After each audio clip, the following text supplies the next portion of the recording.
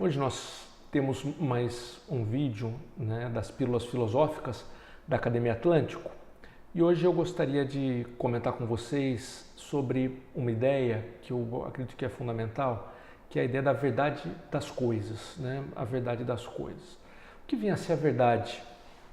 Então, a respeito disso, há muitas, vamos dizer assim, respostas, inclusive aquelas que negam você mesmo poder falar de que haja uma verdade, né? Em certo sentido, essa própria alguém que nega a verdade está caindo numa certa contradição, né? Com uma contradição performativa. Mas não é isso que eu quero entrar agora, né? Mas quer dizer, sobre a verdade nós podemos ter muitas posições, né? Na filosofia clássica, um dos textos que eu acho assim, mais interessantes a respeito da verdade é justamente, né, a primeira questão de Tomás de Aquino, numa das obras dele, que é a obra De Veritate. De Veritate, se nós fôssemos traduzir o título, é sobre a verdade. Primeira questão, Tomás exatamente vai procurar explicar o que é verdade. Ele faz aí, vamos dizer, alguns aspectos dessa resposta são bastante originais, né? Ele trata de um tema muito importante que eu quero comentar com vocês outros dias a respeito dos transcendentais, aquilo que tudo que é algum transcendental, o ente, o verdadeiro, o bom. Todas as coisas são isso, né? Tudo que existe é verdadeiro, tudo que existe é bom, tudo que existe é ente. Tudo que existe é coisa também. Bom, isso é um outro tema, mas a gente nota que a verdade já seria um desses transcendentais. Tomás, ela liga, né, a verdade ao próprio ser. Tudo aquilo que pode ser compreendido, logo é verdadeiro, né? A verdade, então, seria o ente enquanto ele pode ser inteligido, enquanto ele pode ser, vamos dizer assim, compreendido. A razão de alguém que tem inteligência é capaz de aprender aquele ente. Nesse sentido, é um ente verdadeiro. A gente nota, né, que é um elemento importante, a verdade, ela é, de certo modo, relacional, é a relação entre aquilo que está na mente de quem conhece e o objeto que ele conhece. Se essa relação entre aquilo que vamos dizer, está na inteligência do conhecedor é igual ao objeto em si, então essa relação é uma relação verdadeira, né? Olho para uma estátua de cavalo e vejo que é uma mera estátua, ainda que tenha toda a forma exterior de um cavalo, mas não confundo com o animal.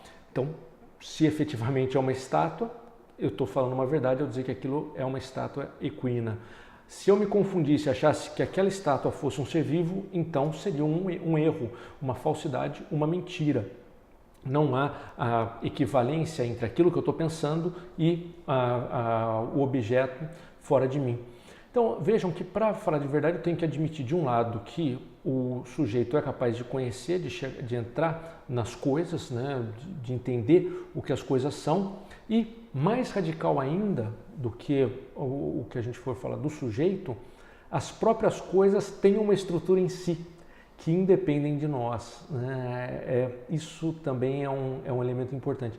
Quando há uma série de escolas filosóficas que defendem de que nós não somos capazes de conhecer a realidade, né? De algum modo, a realidade em graus diferentes, né? Em níveis diferentes, ela seria quase que uma criação da mente humana. Volto a dizer, as várias escolas vão ter níveis distintos, né, para defender esse tipo de afirmação como uma afirmação forte.